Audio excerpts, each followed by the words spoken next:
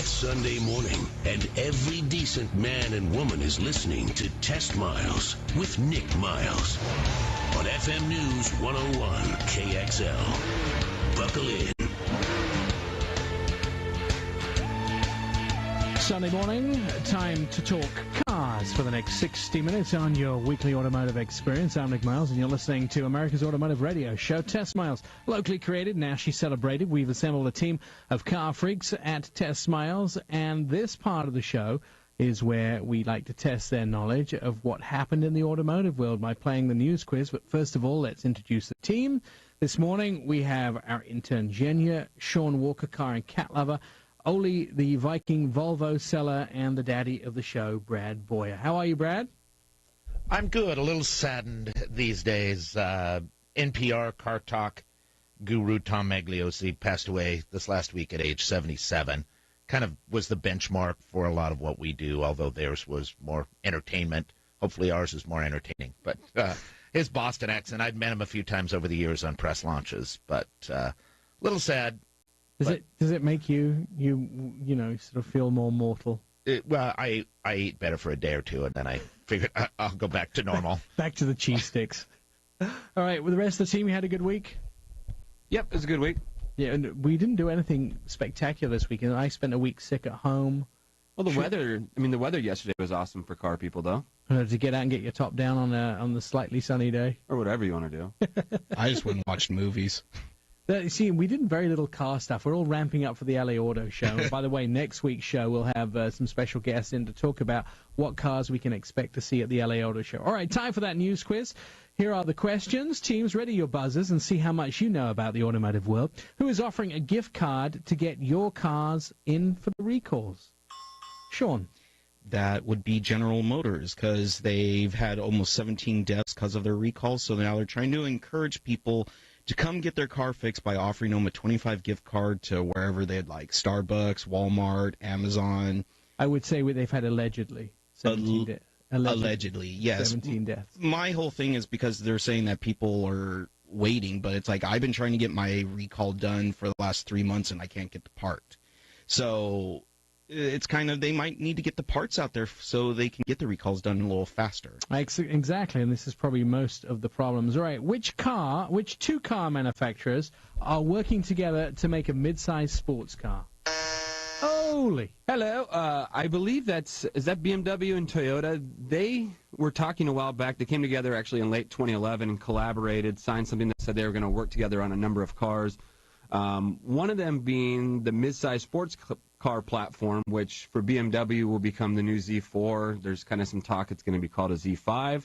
And for Toyota, that will be the upcoming Supra. And I think the dates is it 2017? I think these are kind of projected to come out. Surely, I've seen some of the pictures. They look amazing. And yes, they are working. Of course, Toyota's doing a lot of collaboration. They've been working very closely with Tesla, or they did just unload their Tesla shares. They also worked with Subaru on the BRZ and the TRS. So that was one of the cars that they worked on. And already on this platform kind of collaboration, Toyota's had a lot of those the FT1, kind of that sports car. They've had a lot of prototypes out about that. Absolutely. Okay, on to the news quiz. Who vowed to raise fuel economy 25% by 2020? I got that. Brad. My buzzer's going crazy. So it's Korean manufacturers, Hyundai and Kia, plan to do that, and they figure by the end of 2020 they want to be the world leader in mileage. This comes a little bit on the heels of a big fine that they got for cars not getting up to the mileage that they promised. I mean, it was a $100 million fine. A lot of that had to do with emissions more so than the mileage, but it's all kind of lumped together. Yeah, and they do work very hard on fuel economy, but at the price of gas at $3 a gallon, it doesn't seem to be as important as it was a year ago or so. Zach Milajovic built what iconic car to help sick children? Sean. He built the Batmobile from the Michael Keaton Batman. And that's the best one. That is the best one because it looks the meanest and looks like a Batmobile and not a tank or anything. It looks cool. But the cool thing is like he actually took and got original parts from the movie to make this. It's street legal, and people have offered him quite a some money for it, obviously, because it has some of the original parts, and he won't sell it. He's dressing up as Batman and helping out the Make-A-Wish by going to sick kids dressed up as their favorite superhero. I think you have to have the right physical body to dress as Batman. Agreed. I'm too short. I might make a Hobbit Robin, but not necessarily a Batman. Isn't Jeff Dunham the comedian? Doesn't he have the actual one from the movie? I don't know who actually has the original one, but I mean it's still cool. You need to find out before the end of the show. Kelly Blue Book said, which manufacturer could be the poster child for automotive industry recovery? Brad. That's mine. Oh, hello. Oh, yeah. No, that is Chrysler, which has made a dramatic recovery since 2009. And a lot of that fueled by its Jeep lineup, which is fantastic. And now Dodge, too. And Dodge and Ram, I mean, everything is phenomenal. So in fact, just Chrysler themselves and Fiat are the ones that probably need some work. Yeah, well done. All right, who announced at SEMA that they would get into a new Global Cup race series? Oli. Mazda came out, which if you follow any racing, at least local racing, Mazda's obviously very big, and they're going to move forward with their new Miata coming out in 2016 and have a global version. This will be U.S., Europe, and Asia, and they'll all race, and they'll come together for a final race in Laguna Seca is the way it sounds, and I think it sounds incredible so far. And nothing's released as far as tracks and other information, but that's kind of where things are at. Interesting, with Dodge are getting out of the racing, Mazda are getting back into the racing. Last question this morning, who's turning streetlights into electric car charging stations? Gotta be Zhenya. What is this, Disney? No. BMW has created a light and charge streetlight system, which has LED lights for street light, and combines their Charge Now electric charging system, and it's supposed to work for BMWs. I think they're only going to do it for BMWs. I don't think anyone else is going to be able to use it. It's a great idea, though. There's streetlights everywhere. I mean, if you could plug your car right into them, it makes a lot of sense. But for city use. You've got it, yes, for city use. Of course, in the country where Zhenya lives, there is no streetlights. So I saw a nice i3 parked up at Portland State on the, what do we call that, Electric Avenue. Yeah. It looked really good up there, mixed in with all the Nissan Leafs and everything I'm else. a bit more of an i8 fan, though. All right, coming up in the show this morning, we're going to talk to Owen Peacock next. He is the marketing guy from Lexus. He'll tell us about the new RCF, and also Ron Hughley's going to be here from the World of Speed. He's the curator of the World of Speed collection, and he's going to tell us about some of the cars in that collection. It's Sunday morning. You're listening to FM News 101 KXL, and I'm Nick Miles on Test Miles.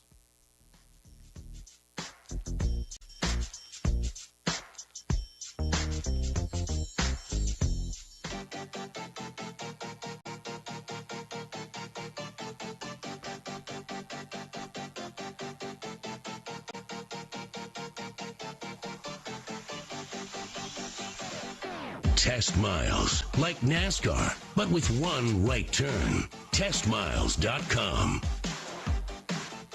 Now, if you're unfamiliar with our Project Discovery, we have created a SEMA-style car. We're taking a 2002 Land Rover Discovery, and we are making it into a bastion of luxury dog transportation.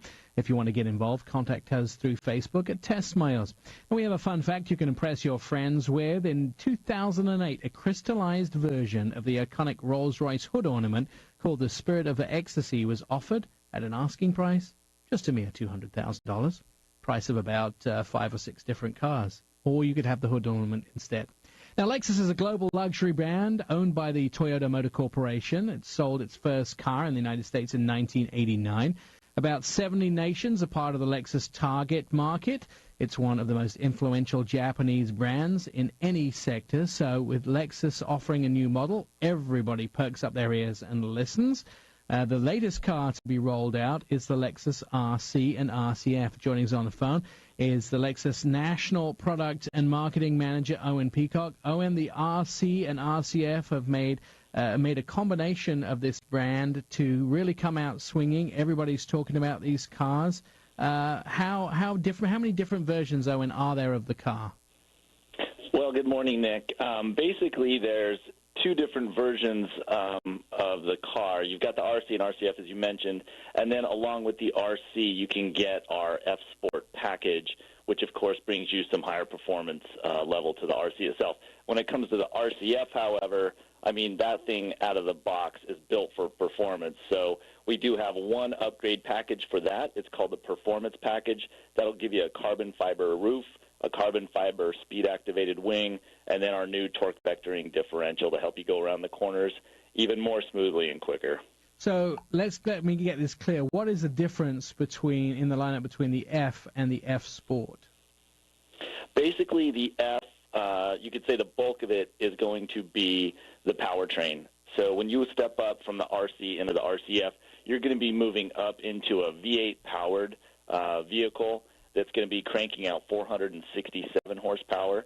Now, the RC is going to come standard with a V6, putting out about 306 horsepower.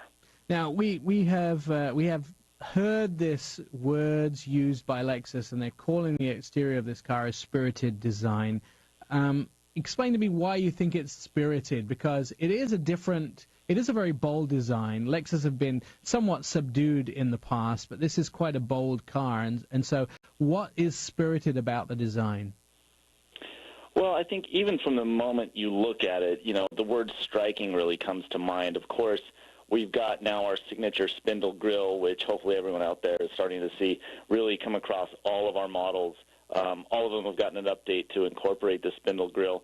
But it's not just the grille. I think when you start to look at the body lines through the interior even, and then even to the exterior, it's just so neat to see the emotion being put into the cars these days. And really that's what Lexus is bringing with F Sport, with F, and our all-whole performance coupe that we're just so excited to bring. I know there's a lot of anticipation out there, as you mentioned in the opening, and a lot of people have been waiting a long time for us to come back to the coupe market. And really these cars, these aren't four-door sedans that have been modified into a two-door coupe. These really are built from the asphalt up to be performance coupe, and the coupe enthusiasts, we think, are really going to appreciate and love the cars. Now, Lexus have worked on the sound of this. Many car companies have got a signature exhaust sound, Ferrari naming one, Fiat with their Abarth. It took them 16 different exhausts to come up with the sound that they wanted. So how is this sound significant and different for Lexus? Well, I think, right out of the gate, it's a V8, and it's just unlike anything else out there. I mean, some of the competitors are not using V8s these days, but for us and the engineers, we just thought that the V8 was the proper powertrain. So once we got that fantastic 5-liter V8, then they just really work on the tuning, and really there's the thrill of acceleration. You can feel the G's. You can feel yourself get pushed back into the seat.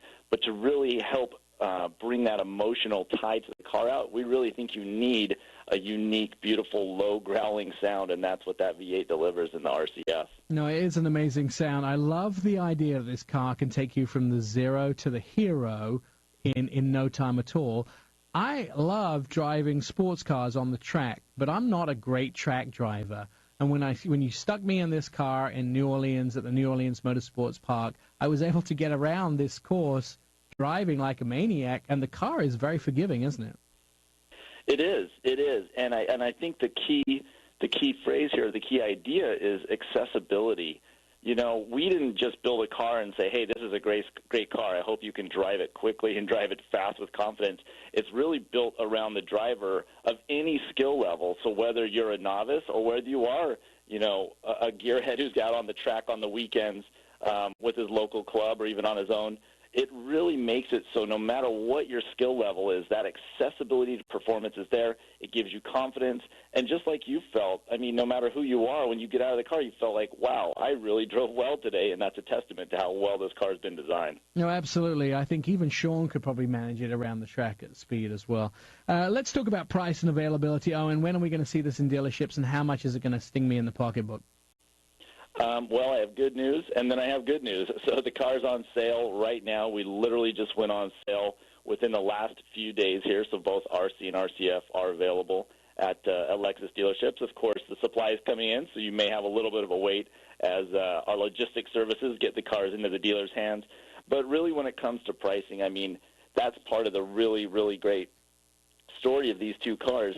it wasn't about let's price it out of reach of everybody and hopefully it's just all aspiration. I mean, it's all about attainability. So you've got the RC will start at $42,790, and then the RCF will start at $62,400. That's not a bad price for such an incredible sports car. LA Auto Show coming up in just over a week. You got something at LA that we can be ready to see? Yeah, we do. We do have a fun little treat for everyone to feast their eyes on. And can't spill too much of the good news, but I'll just tell everyone, stay tuned. Again, it's more emotion, more passion, and we think what you're about to see will just pique your interest even more. All right, maybe we'll get some time to see each other at the LA Auto Show. Owen Peacock, thank you so much for coming on the show and telling us about the new Lexus RCF. And, of course, you can go to Lexus.com if you want to know more. Have yourself a good Sunday, sir. You too, Nick. Thank you so much. When we come back this morning's show, we'll talk about a collection of cars that's just a few minutes down the freeway on I-5, and it'll be open to the public in 2015. It is the World of Speed Museum. Ron Hughley is going to be here, who's the creator of that collection, and he'll be sharing us some gems in the world of speed. That's coming up on Test Miles on FM News 101 KXL. I'm Nick Miles.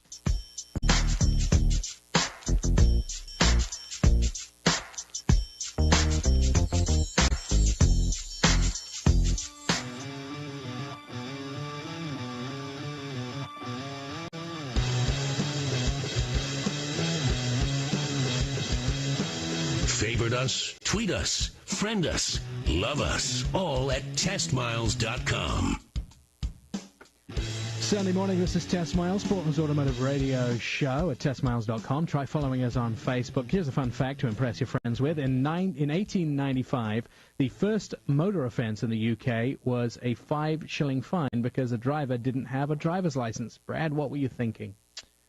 I had a date, and I don't know what a shilling is. Oh, poor Brad. We always tease him with the old man jokes. So located in Wilsonville, Oregon, the World of Speed will be a new kind of educational experience. It's a motorsport exposition using historical race cars and motorcycles to tell the story of America's love affair with the automobile and a leadership role in the world's motorsports. It will encompass many aspects of motorsports, including drag racing, road racing, land speed racing, motorcycle racing, and as well as open wheel and NASCAR. Where possible, they'll tell the story of tracks including the Jansen Beach track, the Portland International Raceway, and local racers, including people who have built race cars from around the country but came from right here in the Northwest. Ron Hughley is a curator of the World of Speed. He's a man who has personally rebuilt many cars. In fact, I go so far as to say he's a man who likes to get his hands on more engines than most. Ron, welcome to Test Miles. Out of all of the cars that you've collected at the World of Speed, what one makes your pulse race? Well, I think right now that would have to be the Markley Bruins Top Fuel car. That's the one we just finished restoring. And how much of that restoration are you doing yourself? Because I know I've sat back and watched you work down there, and you're absolutely a hands-on guy. You know when a job's done right and when it isn't done right. So how many of those cars have you actually got your hands dirty with? Well, I kind of like to think of myself like a general contractor. I send a lot of things out to other fab shops, paint shops, and so forth. And then myself and my friend Scott, who also works with us, Scott Davis, he and I are the ones that do the final assembly. I procure the parts through the restoration process, do the research on the cars. Some cars I find, some other cars are brought to us or are brought to our attention. But that Markley Bruins car, that's a pretty special car. That's a 1979 Winston Top Fuel World Championship car. It's the only professional category car to win a Winston Championship or a NHRA World Championship without winning a national event in the year that it won it. So it's kind of an oxymoron. The car. A lot of times the national event comes with the win. Well, you get right now in NHRA they have 23 national events, and the points accumulated throughout the series, and then the countdown or chase or whatever they have now to emulate NASCAR that determines who the champion is. But back then, they divided it up. You have 7 divisions within the United States, and you could collect points on the divisional level. And then there were, in 1979, I think there were 7 national events at that period. and you could also get points at those. And then at the end of the year at the World Finals, they crowned the champion.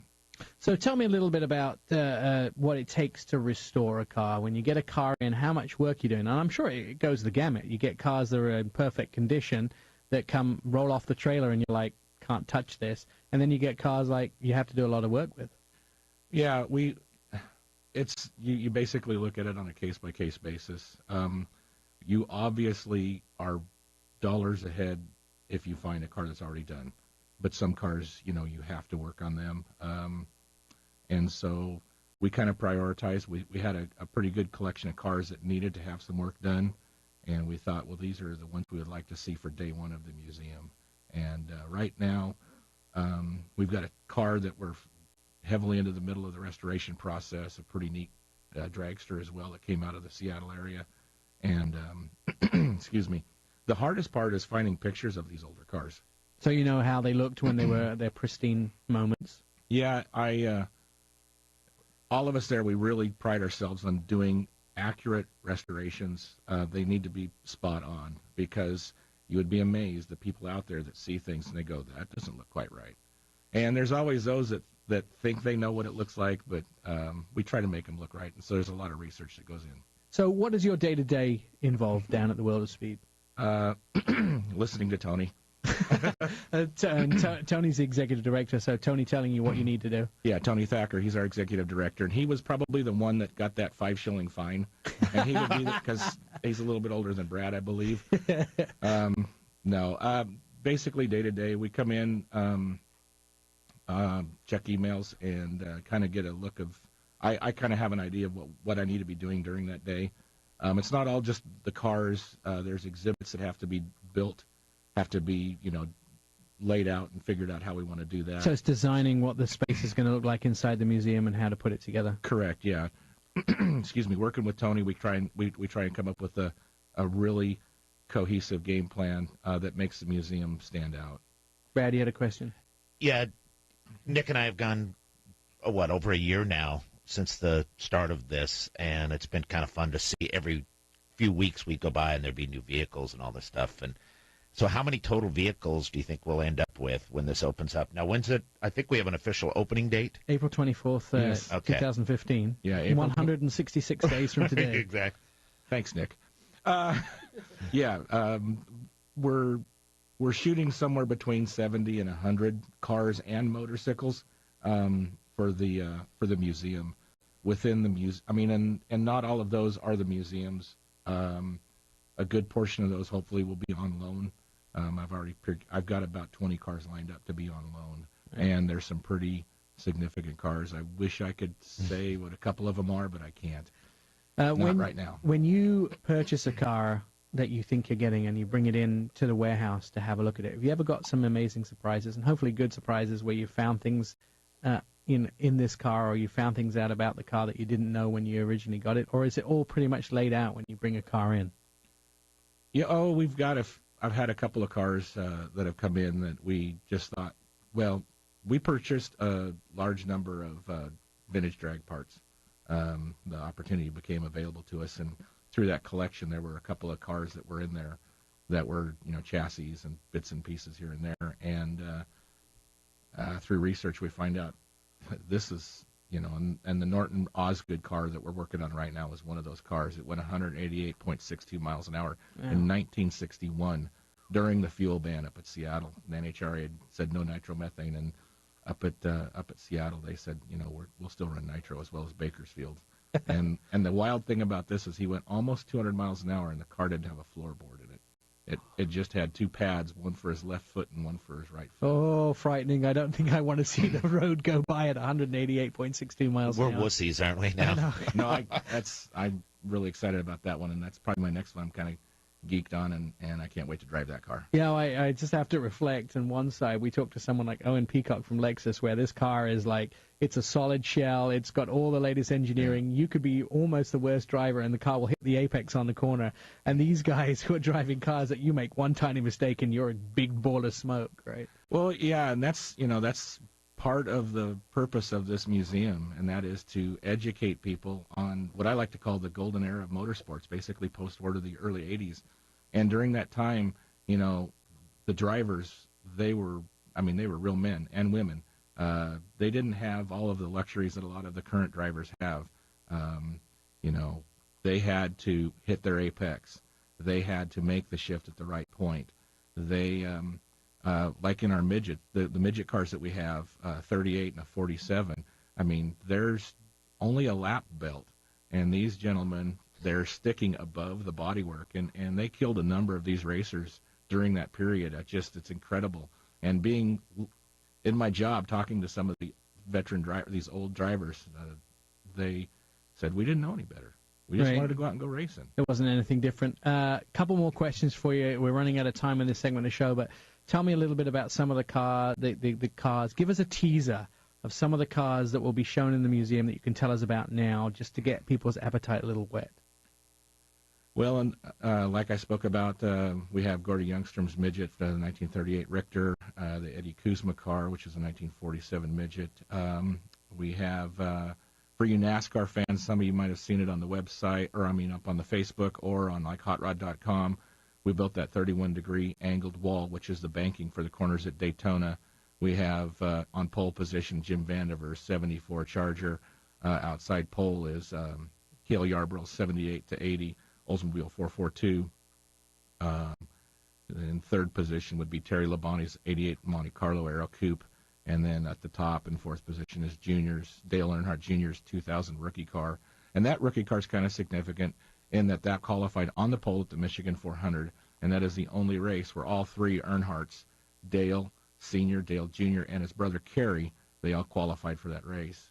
We've got a good collection of muscle cars that basically kind of run the gamut of early muscle stuff from the early 60s, Z11 Impala, 63 to Z11, 63 Dodge Max Wedge Stage 2 car, up to, the 71 Hemi 4-speed CUDA, a one-of-one car, and then 70 LS6 454 450 horse 4-speed car.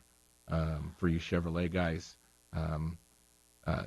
CUDA's cooler, in my opinion, but right. my guys like the Chevelle. Right. Well, you need to follow World of Speed at Facebook. You can get all the updates of what's happening, or go register for the newsletter online at worldofspeed.org. You can get all the information at the website or on the Facebook. Ron, thank you so much for coming in. I think you got everyone really excited and ready to go for the April 2015 when the museum's going to open. Well, thanks for having me on. Hopefully I can come back when I can make some announcements of some really cool cars. Absolutely. We'll have you back every week.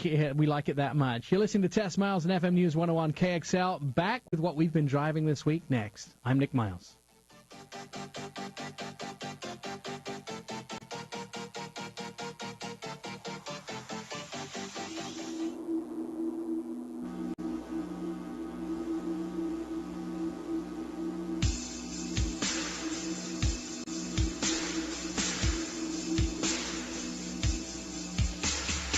Test Miles, like NASCAR, but with one right turn. TestMiles.com. It's Sunday morning, and this is Test Miles, Portland's Automotive Radio Show, TestMiles.com. Try following us on Twitter, at TESTMILES. Here's a fun fact for you can impress your friends with. The largest speeding fine was set at $1 million. It was a Swedish man doing 180 miles an hour in Switzerland. That was an expensive day. All right, time to talk about what we've been driving this week. I have been driving the Alfa Romeo 4C. Now, Alfa Romeo, Alfa is a Italian luxury car manufacturer found as ALFA in Italy in 1910. In Milan, to be exact. The company has been involved in auto racing since 1911. Now, between 32 and 86, it became part of the Fiat Group. Back to Fiat in February 2007, Alfa Romeo brand was transformed into a current Alfa Romeo racing car company, especially with their 4C. They left the United States originally in 1995 due to poor sales, and they returned this year with the 4C being shown at the New York International Auto Show and hitting press fleets this summer. I had our Alfa Romeo 4C for a few days and got to experience one of the most fun drives of 2014. This two-seater, two-door, mid-engine Italian sports car whacks some big punch. Amazing central styling, sharp handling, and rocket-fast acceleration. You can get into a Porsche Cayman for about the same price, but the Alfa Romeo 4C is very different from that. The 4C has a 1.8-liter four-cylinder engine putting out 240 horsepower. Now, because it's so light, it will go like crazy. The body's made of carbon fiber. It has a 6-speed dual-clutch auto manual transmission, rear-wheel drive, 24 in the city, 34 miles a gallon on the highway. Alfa Romeo 4 competes with the Corvette, with Jaguar's F-Type, with Porsche Boxster Cayman, and also you can get onto the track package with it or get onto the leather package with it if you want to enhance the trim levels. The launch edition starts at $68,000. Alfa tells us that they'll see a base model coming to market for around $50,000, but so far haven't seen it. To me, a very spirited drive. On the other end of the scale, been driving the Mini Cooper S. This is an economy car made by British corporation BMC originally. It is a successful car, started in 1959, went until 2000. The original car was considered to be an icon of the 60s. Its space-saving front-wheel drive layout allowed 80% of the area of the car floor pan to be used by passengers and their luggage. It influenced a generation in the 1960s. It came back towards the beginning of this century. In 1999, Mini was voted the second most influential car of the 20th century behind the Ford Model T. On the other end of the scale, this car is a three-door, four-seater. It's a hatchback. Love the fact that it gets lots of power from a little turbocharged 4C or three-cylinder engine. This year, it's much improved in interior elements, large capacity, and as always, very customizable. Two engines are available, 30 miles a gallon, 42 on the highway, 30 in the city. A three-cylinder that gets 28 and 40, and the four-cylinder. It competes against the Honda Fit, the VW Golf, the Kia Rio, and the Ford Fiesta, the Chevy Sonic, and the Nissan Note or Versa. It comes in lots of different colors, especially British Racing Green, the one I've been having. Starts at $21,700, but if you customize this vehicle, you can get it up to $40,000, quite simply. All right, who else has got stuff? Bradley? I do now. So you guys have been driving all these great cars, but I've been involved in either delivering or driving, writing about cars since 1980. You joke about my age, but do the math. Most of us in this room weren't born by 1980. That's almost 35 years. So, I feel like the old guy saying, hey, you kids today have no idea what it's really like to review a bad car.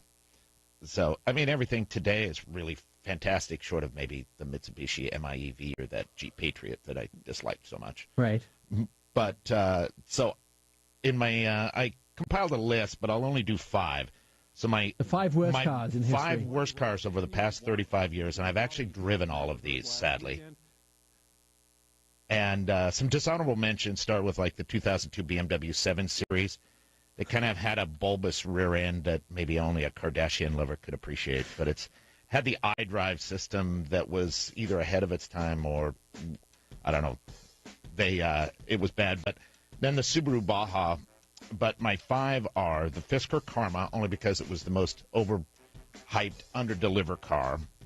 The number 4 is the Yugo, which is nothing needs more to be said. The Plymouth Prowler, which had only 250 horsepower for a car that was supposed to be a hot rod. The Pontiac Aztek, Walter White from from Breaking Bad couldn't even save that car. But the number 1 is the Cadillac Cimarron, which in the mid-'80s, Cadillac people put out the Cavalier and tried to sell it as a Cadillac for $12,000. I get it. All right, Oli, quickly, deal of the week. The deal of the week this week is brought to you from Speed Sports. Head on down to McLaughlin, and you can find a 2005 Ford Excursion Limited. This is the last year of it. It's a Power Stroke diesel for $22,900. Right. Sits well, 35. We're out of time, so go to speedsport.com to check it out. This is Test Miles.